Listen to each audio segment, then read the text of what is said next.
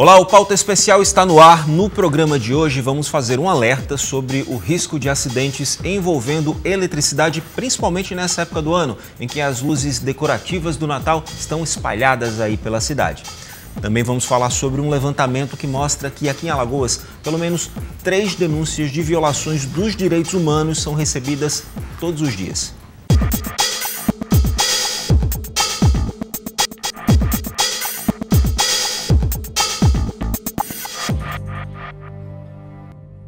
Estamos na época das festas natalinas e por toda a cidade é possível ver as luzes que deixam as ruas, casas e prédios comerciais bem mais bonitos. Mas é preciso tomar alguns cuidados, porque em alguns casos essas decorações podem custar caro e não apenas na conta de luz. Eu falo isso por causa dos acidentes envolvendo eletricidade. Comigo aqui no estúdio, o gerente de segurança da Eletrobras, Rafael Clemente, vai falar um pouquinho mais sobre o assunto. Rafael, seja muito bem-vindo ao nosso programa. Bom, dezembro é um mês aí que os acidentes realmente envolvendo a população aumentam, tá certo isso? Correto, Luiz Alberto. É importante a gente tratar desse tema, principalmente agora nessa época de Natal, de confraternização, onde normalmente as famílias gostam de ornamentar as residências, os empresários gostam de ornamentar também seus comércios para chamar atenção e principalmente utilizando a iluminação, né? Os piscas para fazer essa ornamentação. Então a gente tem algumas dicas para passar para a população. Vamos estabelecer um por uma. A cidade fica mais bonita, né? O clima fica mais alegre, fica tudo mais iluminado, mas se não fizer da maneira correta, dá bronca, dá problema. Dá problema e é para evitar esses problemas, né? Que a gente dá espaço a essas orientações para que a população confraternize sem nenhum problema. Perfeito. Vamos então uma por uma. Quais seriam os principais cuidados aí? Vou comprar o meu equipamento. O que é que eu preciso saber na hora de comprar? Tá. Antes de adquirir um pisca ou até uma árvore de Natal, a gente tem algumas recomendações para passar. Em relação ao pisca, é adquirir aquele que é certificado pelo Inmetro. Qual a importância dessa certificação?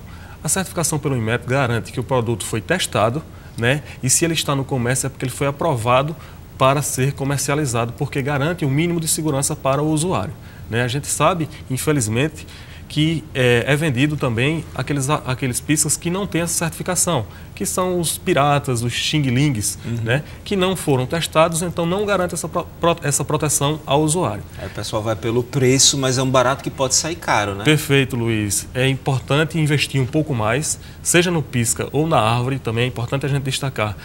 Ao comprar a árvore de Natal, dá preferência àquela que tem o selo resistente ao fogo. Não quer dizer que ela não vá propagar o fogo, mas ela vai demorar um pouco mais a propagar o fogo em relação a uma árvore que não tem esse selo. Isso é importante porque no caso de um princípio de incêndio, todo o tempo que a gente tenha disponível para combater esse princípio de incêndio é importante. Isso vale também para tomar cuidado até com o material também dos enfeites, com tudo. Evitar e colocar, por exemplo, aquele enfeite que é um lacinho encostado na luz porque emite calor, também tem que preocupar com isso, né? Tem que se preocupar com isso.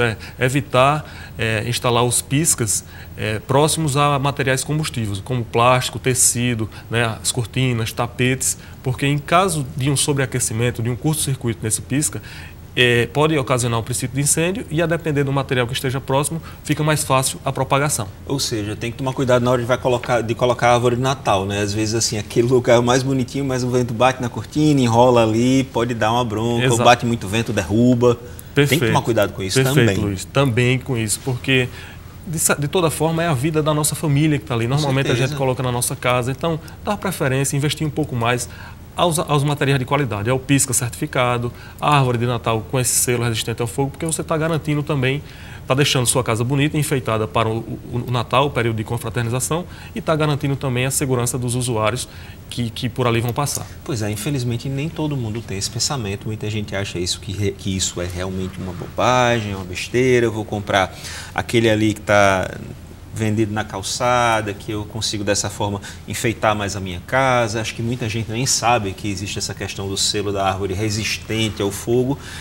Aí acaba, como eu disse, sendo um barato que sai caro. É bom as pessoas lembrarem que Natal tem todo ano, então compra um enfeite bom agora, guarda para o ano que vem, vai juntando e vai vai montando a casa aos poucos, já que não consegui colocar isso no orçamento. Perfeito, Luiz. Até aproveitando isso que você falou, a gente deu dicas de aquisição do pisca, mas tem também aquele pisca que a gente adquiriu em anos anteriores. Sim. Então, tem que tomar o cuidado pisca, com esses, né? exatamente. O pisca a gente usa somente uma vez no ano, que é nessa época de instala em dezembro e retira a ornamentação em janeiro. Então, é importante verificar para esses piscas adquiridos nos anos anteriores a integridade desses fios, né? Desembola ele, normalmente ele vai estar embolado dentro de um saco, dentro de uma caixa, a gente não sabe a condição do armazenamento, então a recomendação é esticar todo esse pisca e verificar se não tem nenhum fio desencapado. Qual seria o risco desse fio desencapado instalado numa árvore, né? O fio desencapado, sem a proteção de plástico, ele pode gerar um risco maior porque ele estaria energizado, é uma extensão da tomada sem nenhuma proteção, podendo gerar risco principalmente para animais e crianças que possam vir a torcar nesses condutores. Naquilo ali, pode receber uma descarga, um choque aí e ser um negócio ser complicado. Exatamente. E, de repente, até ajuda na questão do incêndio. Estou errado nesse sentido? Pode também causar um curto-circuito e, a depender se estiver próximo de algum material combustível, pode ocasionar um princípio de incêndio. Aí, se eu abrir a caixa lá e vi que o meu pisca-pisca está com um fiozinho desencapado, o que é que eu faço? Descarta. Pelo valor do pisca, é melhor descartar do que tentar consertar. Claro que poderia passar uma fita isolante e tudo, mas é melhor descartar. Joga fora, né? Isso, descarta e compra outro íntegro para manter a segurança e garantir a segurança. Mas se eu for daqueles bem mão fechada, o que é que eu faço? Eu boto uma fita isolante e não uso uma fita crepe, por exemplo. Isso, nem fita crepe. Por que eu estou insistindo nisso? Porque muita gente pega qualquer coisa e passa ali por cima. Pega um durex, passa uma fita crepe, entendeu? Dá preferência às fitas isolantes, aquelas de cor preta, porque elas são específicas para material elétrico. Então, nada de fita crepe, nada de durex, porque isso não isola. Na verdade, pode até ajudar a contribuir com a ocorrência de um acidente. É um material inflamável que está ali em contato com o fio desencapado. Exatamente, seria exatamente por isso. Exatamente. Vale a recomendação de usar EPI também? Por exemplo, se eu vou mexer lá no pisca, de repente eu estou com uma lâmpada dela está queimada, eu vou trocar, eu precisaria o quê? Desligar, mas vale a pena... Está calçado, está com luva, como é que seria essa recomendação? Não precisaria o ponto de usar uma luva, mas está calçado sempre. Ao fazer uma manutenção nesse pisca, claro que vai fazer sempre em qualquer equipamento eletrônico ou elétrico. Ao trocar uma luz, desliga o disjuntor, vai substituir a tomada, desliga o disjuntor, porque aí você garante que não tem energia naquele circuito. Mas para fazer uma substituição de uma lâmpada de um pisca, tira ele da tomada e faz, sem qualquer problema. Não faz essa substituição com o pisca conectado à tomada, que aí realmente pode ocasionar problema, pode ocasionar um acidente. Não é brinquedo também, né? Recentemente eu vi numa rede social a foto de um cachorrinho todo enrolado num pisca-pisca desse ligado para virar árvore de Natal. Perigo isso, né? Com certeza, um risco extremo aí para o animal, né, que poderia ocasionar uma descarga elétrica e o animal ter consequências graves. Eu vou até abrir um parêntese aqui para a gente falar um pouquinho de economia, porque a gente falou até agora de como adquirir, né? Mas a gente tem que tomar cuidado também com o material. Por exemplo, um pisca em LED eu vou gastar bem menos do que um outro produto. Também vale a pena ter esse cuidado para economizar na conta. Exatamente, Luiz. Os cuidados em relação aos tipos de pisca são o mesmo. O cuidado com a lâmpada, o pisca de LED, deve ser o mesmo do que qualquer outro pisca, esses que a gente falou anteriormente. Mas o pisca de LED ele tem a vantagem do consumo, né? De ter um consumo menor do que o pisca com a lâmpada incandescente. Aí eu vou voltar, fechar o parênteses e voltar para aquela história do cachorrinho, porque assim, uma coisa que tem que ter cuidado é quem tem bicho de estimação em casa, criança e bicho de estimação, principalmente gato. Gato gosta de subir em árvore de Natal, derrubar tudo. Também precisa tomar esse cuidado. E criança gosta de meter a mão ali, pegar o enfeite. Exatamente. Tem que ter cuidado, porque isso é risco de choque também. Com certeza. É por isso que a gente reforça essa orientação de comprar o certificado pelo Inmetro, de verificar os adquiridos nos anos anteriores, para ver a integridade dos fios, né? E manter, claro, se possível, a instalação longe do acesso de animais de estimação e crianças. Tem um outro cuidado também que eu me lembrei agora, é a questão de colocar na tomada. Evitar a extensão, evitar Benjamin, que são os famosos T's. Porque tem gente que põe um dentro do outro e vai fazer aquela instalação enorme. Isso é perigoso também. É perigoso. Apesar do pisca não ser um equipamento de uma potência elevada, né, mas a depender da situação da tua instalação elétrica, daquele ponto de tomada, né, uma ligação de 2 ou mais piscas pode causar uma sobrecarga.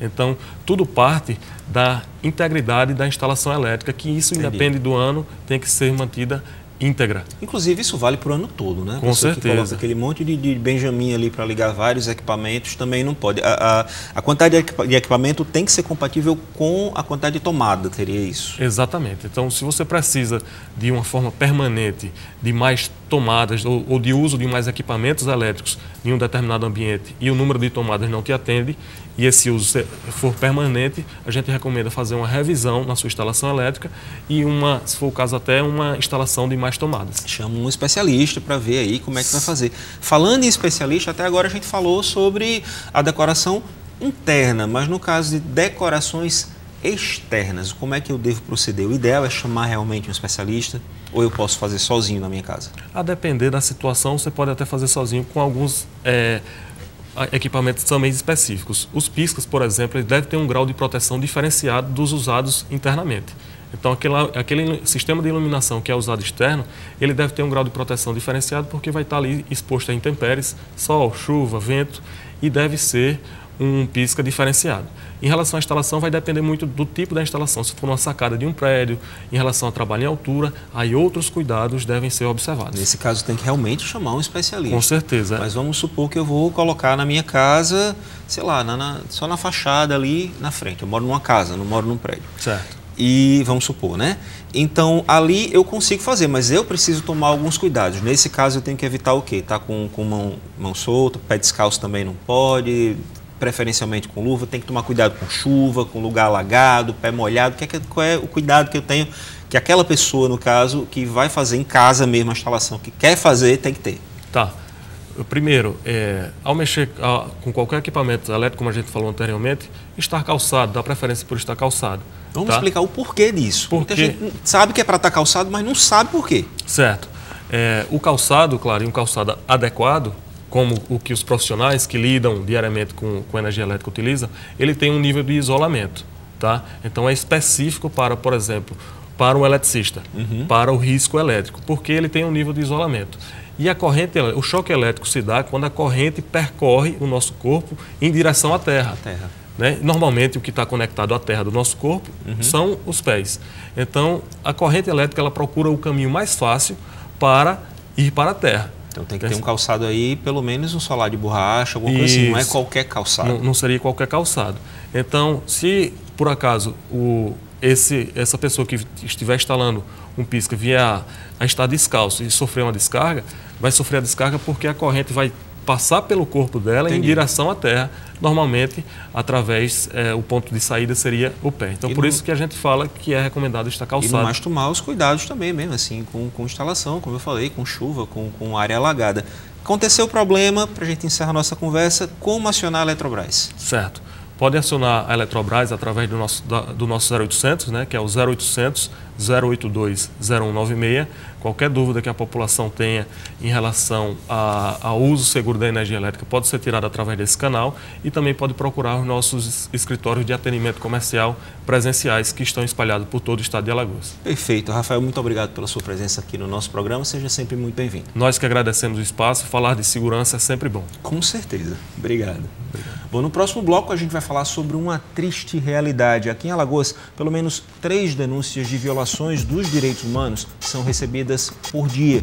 E na maior parte, as vítimas são crianças e adolescentes. Até já.